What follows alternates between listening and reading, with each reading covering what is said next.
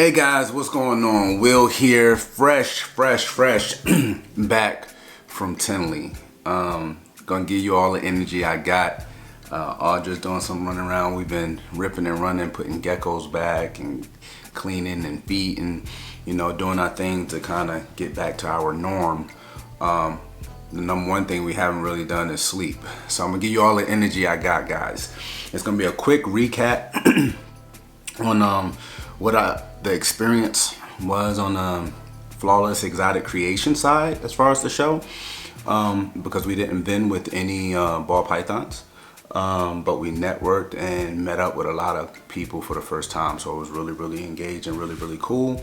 Also show you our pickup from the show as well, and a generalization of, or give you a good rule of thumb of where we're at, and we're working on finishing up some content for you guys as far as the seasonal recap of a new breeder.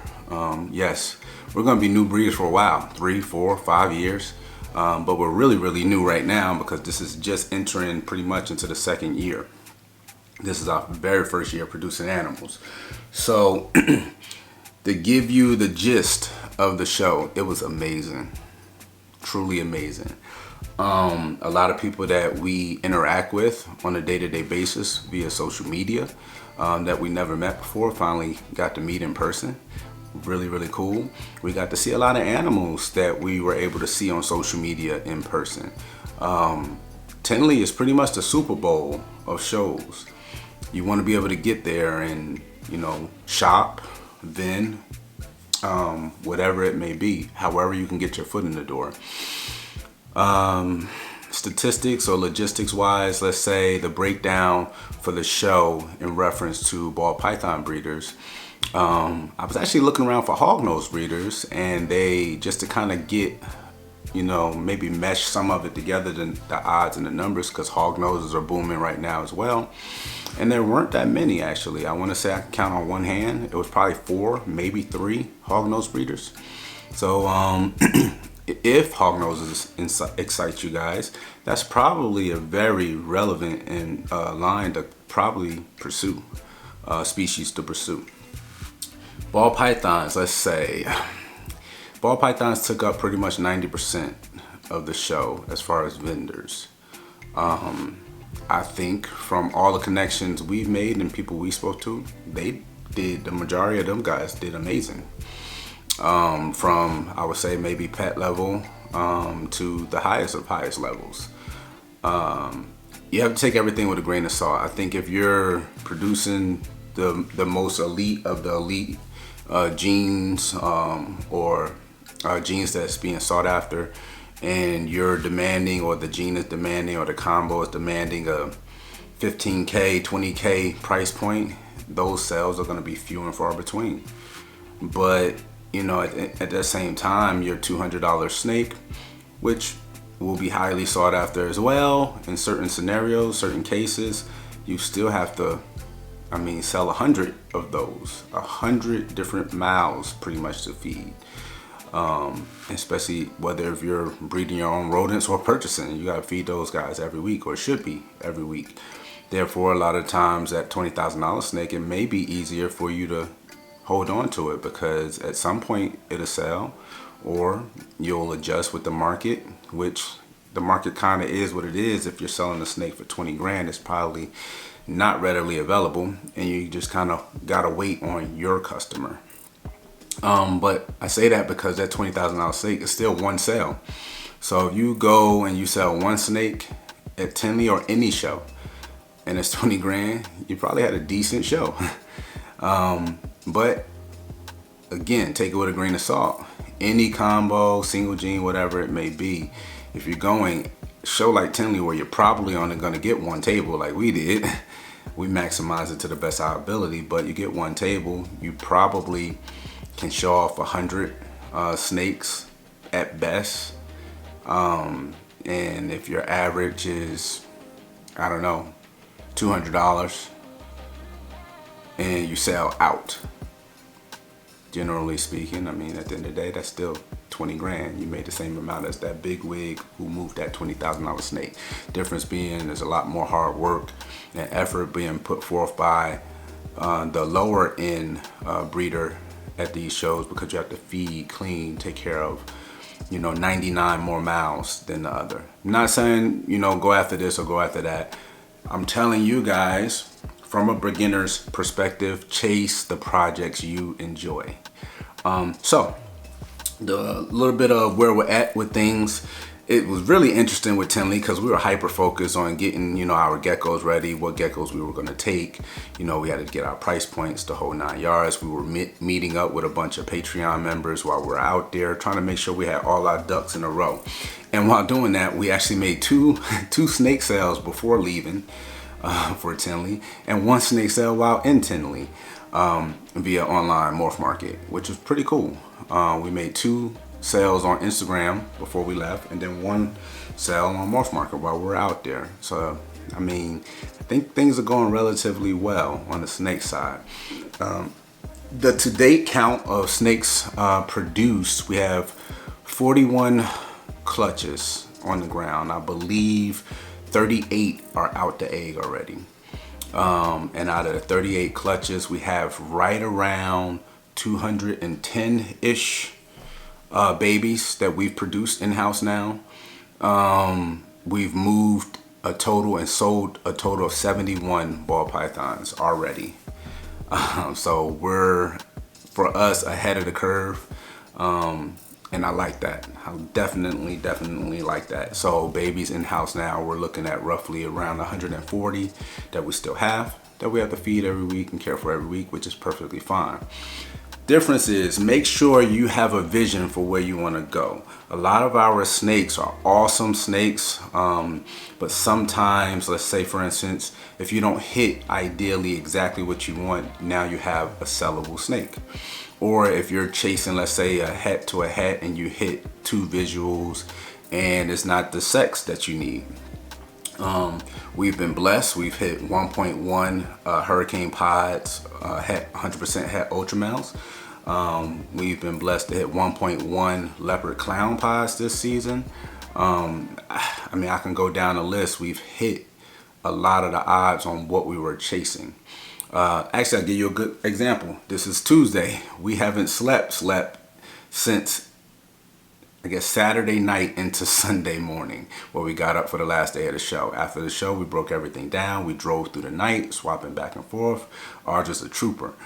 Got back, started feeding yesterday, cleaning yesterday.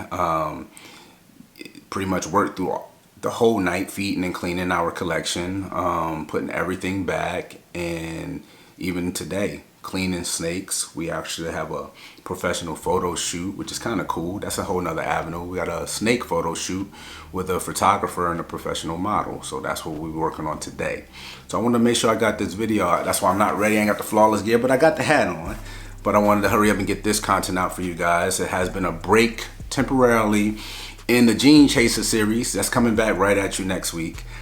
We still got them locked and loaded, ready to roll, but I wanted to get all of this out while it's fresh on the head. I don't have any, outline to go by, but want to put it out there to you guys. So I'll give you an example. We have snakes going out, being shipped out today. One of them is Black Pastel Banana. It's a female Black Pastel Banana.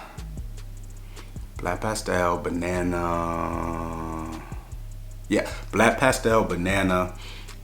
Double het hypo pod, 50% het clown female, over 200 grams. Somebody snatched her up. Really good pickup. I can see how something like that would be sought after. Why would we release something like that? Because we don't necessarily need it for what we were going after. We're really not trying to necessarily get banana into our hypopods. So that was a #1 reason why we'll let go of that female. But that female is still highly sought after in certain projects. You need to chase certain projects where your byproduct is going to be somebody else's gold. It's going to be their go-to. That's going to be what they're looking for. So when you have snakes like that, that's on, and and it may not be everybody's forte. We get that. But you have a Black Pastel Banana double het hypopod pos het clown. I mean, that's a solid female, you know, for most people. So stuff like that is moving, which leads me to the show. When you're at these shows, you're seeing people with all these different combos on their table. There's so many jeans in the ball python game that you can swap certain jeans out of combos. We watch Levance, we watch Justin, we watch Billy from Mutation Creation. We watch them do it all the time, where you switch one gene in a combo and completely transforms a snake. There's so many different avenues we all can go down. But we have to get more complex with our dreaming and thinking on what we want to create. That being said, I think that may be where some of the entry level people like ourselves may lose sight. You know, when I breed, you know, let's say a Pompeii clown, we don't have one, but a Pompeii clown, you know, and to a pastel het clown female, and somehow I missed the odds, you know, had bad odds all the way around the board, and she had 2 eggs. They had one didn't go full term, and that one egg hatch out, and missed all the doggone genes, and literally the only gene you hit is pastel, and that means, I mean, at the end of the day, you have a pastel het clown. Nobody's really gonna truly hit horrible odds like that, I don't believe. But that being said, in the value on the business side, you still have to take care of that animal. But the business side, there's no financial value in that snake. The snake is literally going to be someone's first pet snake, or it's going to be wholesale to someone. So we've kind of strategically wanted to put our collection together as we were acquiring animal after animal after animal, where not only are we chasing our passion on what we could possibly create, but we would jump in the deep end on certain animals, because it would lower our chances on creating snakes like that where you miss the odds. We don't want to miss the odds on certain projects and hit a pastel het clown or a pastel het pod. We want to be able to, you know, we were picking up pod het ultra male females to finish growing out around 1,000 grams. You know, we were picking up ultra male pods, not just to create more ultra male pods, but, you know, we wanted to create the combos. We got that crazy Aussie male, if you guys been following us for a while, that you know we have. So just saying, put your vision out there. All these guys, the big wigs out there, they're doing exceptionally well in the game. Some that aren't, it's all relative. So you have to remember, my $20 is not your $20. Think about that. It's deeper than what I just said. My $20 is not your $20. Therefore, you know, if you're breeding snakes and, you know, you work or you do it full time, but you bring in a revenue of 6 figures, let's say $100,000 off of ball pythons, that can be life changing for some people, and for others, it's a drop in the bucket. So just be mindful. My $20 is not the same as your $20. But remember, again, it's going to pressure you to do things you don't want to do, because in that same scenario, you're banking on, let's go back to that Pompeii, to a pastel het clown female. You're banking on that clutch. If you're really, really banking on that clutch and what it's going to create, hopefully, you know, the odds guys are with you, and you hit one and it's all the genes in there. Cool. You create another, you know, Pompeii. Awesome.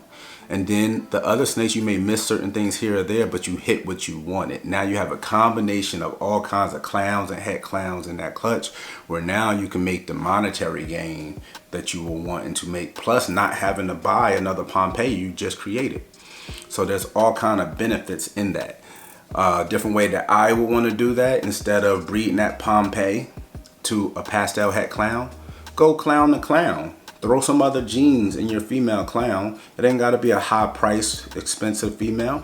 You have a powerful male. Throw some genes into that female. Make sure it's a visual clown. Make sure it's not a visual clown, but just a visual clown, a visual normal clown that's het for DG. So now half your clutch may end up being also het DG. broaden your horizons, reach your arms out there and chase some genes and passion. You have to have passion for it. So all those guys up there at that show, they're doing those things. But some people, you know, if they say, oh, wasn't that great, you know, I only did 40 grand, and you're like, what?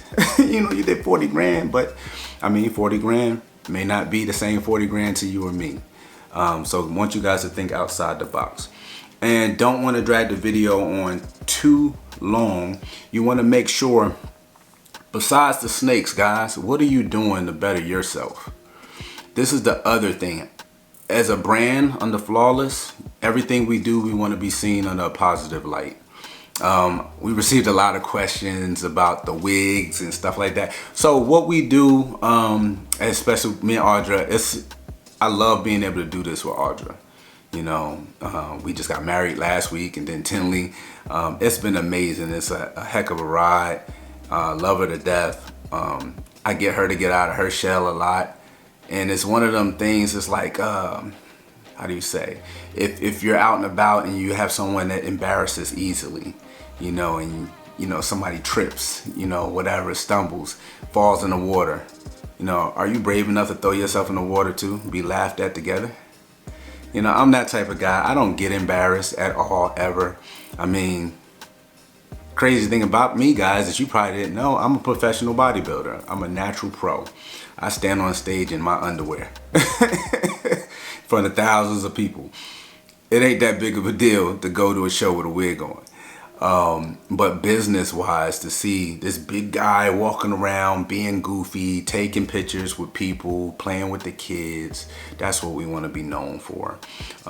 What we've been trying to do for myself, I want to change it up every time. Tinley is our big thing. We fought so long to get in there. We want to make it super exciting. We're on the radar with Bob and Brian Potter. They're seeing what's going on. We're at the US Art Auction. You want to be seen at these venues. You want to be seen on these platforms, because then people will search for you and you will grow. Even this channel has grown. We're over 4,000 subs. Thank you guys. We appreciate it. But back to the question, what are you doing to better yourself? Does that necessarily make us better? Yeah, it does on certain avenues. But it makes us better as a couple as well, because now Audra don't ever really get embarrassed before she did. And I'm like, cool, I love it. That's why she'll jump on these videos and do them at the snap of a finger. Whatever we need to do and get done together, we're a team and we're a unit. Now for the vendors, we'll never, like I said, never put anyone under bad light. There's things that need to be corrected. Some ball python, reptile, crested gap, anything. Some of the breeders and vendors are not people. They're not, like we're people. So you can engage in conversation. That's why I love having Audra by my side. I could be talking somebody up for 30 minutes and she's handling business, or vice versa. I love having the kids there. That's one thing we did miss this time around, having the kids there, because they were doing their football thing back here at home.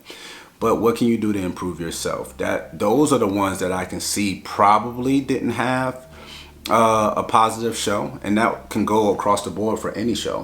When you walk up to a table and I'm the person behind the table and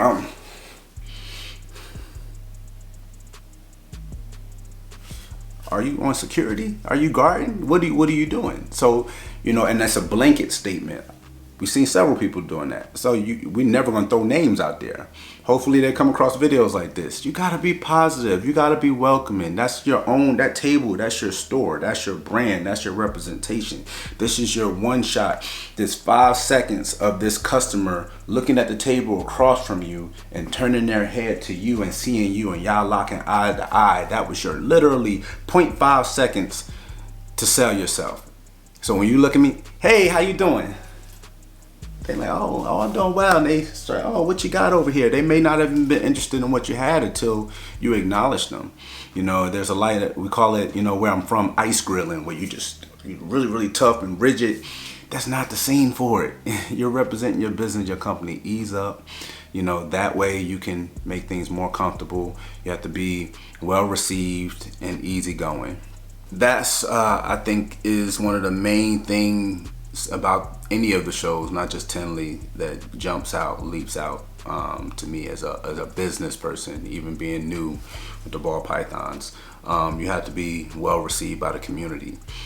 On top of that, you have to also remember that maximize your space, utilize your space. You're gonna need branding, you're gonna need tablecloths, you're gonna need signage, you're gonna need all these things that we go over in our videos, especially on Flawless Crested Geckos, because we're at a different level than we are here at Flawless Exotic Creations. Anyway, met some incredible people, as always, you know, and got to meet Baker at Blue Line Morris. He's also a cop.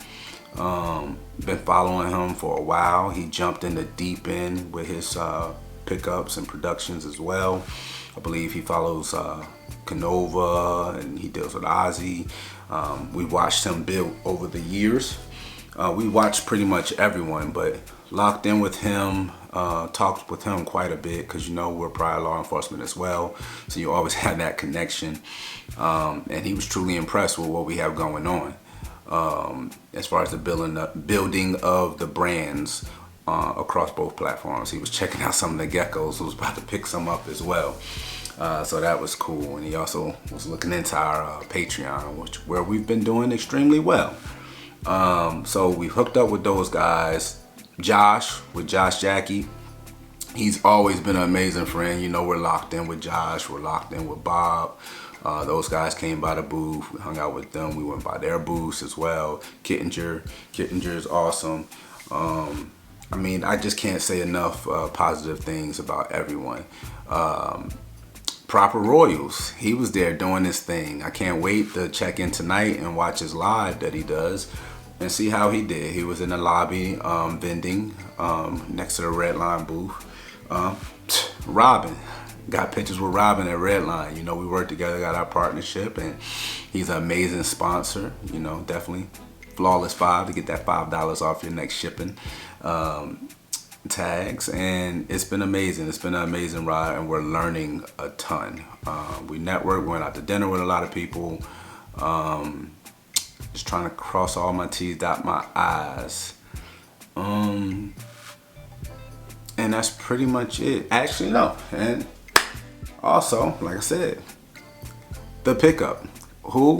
Let's see, who we deal with? You know it already. Hardwired Exotics is working with Fire. So, got to see something in person.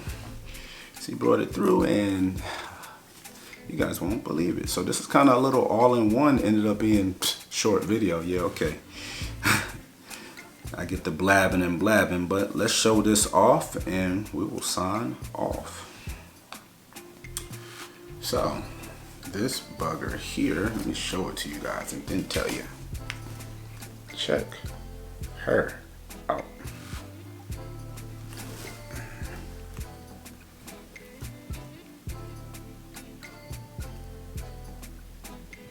So, and it seems like she's getting brighter and brighter. She's not in shed. She almost looks hypo, but she's not. So this is a pastel, yes, pastel, Mojave neon girl that is 100% het hypo, 50% het DG. So there's several different directions we can go with her as she develops over the next couple years. We probably are gonna go redhead hypo to her and see how that neon jean looks with redhead. Or we may put her to a combo hypo DG male. But we're gonna test her for DG. That way we can iron out a more direct direction on where we're gonna go with her. And later on we'll do another little video, a short video showing her dad, which was imported from the UK. He was, I think we have pictures of her dad, which is a neon, in the picture with a pastel female. And you can see the difference between like a single gene neon and single gene pastel. And it's night and day. He literally glows. So I'm happy to be on the beginning part of this project. Not in too deep. It is a female, so it's going to take quite a long time, but with our lineup, I think we'll still stay relatively in the game.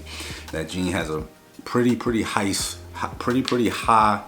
price tag on it at the moment, and he's working with so many other jeans, and with him doing this full time, it should remain solid for quite a bit, especially because he has the blackhead and all his hypo pod stuff. He has a lot of different jeans that he's working and perfecting himself. So that jean comes from Tony, so big shout out to him. We appreciate him, and hopefully you enjoyed this video. Coming back to you with the regular scheduled programming next week, Jean Chasers, and God can only tell you what else we're coming out with. We do have some things up our sleeve which is going to be interesting and hilarious at the same time. So stay tuned, hit that subscribe button, hit that notification bell, check out our morph market. Hey, help us get, over 100 snakes moved. We really appreciate you. We have plenty of everything. We got red stripe, we got spectre, we got red stripe spectre combos, we have inchy pods, had ultramel pods, had ultramel fire pods, had ultramels, and messages. We also have, that's not up there, specials, double het hypo monsoons. So if you're into that project or want to get into that project, because it's still early in that game as well. A lot of people are going clown, a lot of people are going, monsoon pod, monsoon clown. We're going monsoon hypo, and a couple other jeans in there as well. So if that's what you need, hit us up. We really appreciate you. Flawless is out of creations. Will out.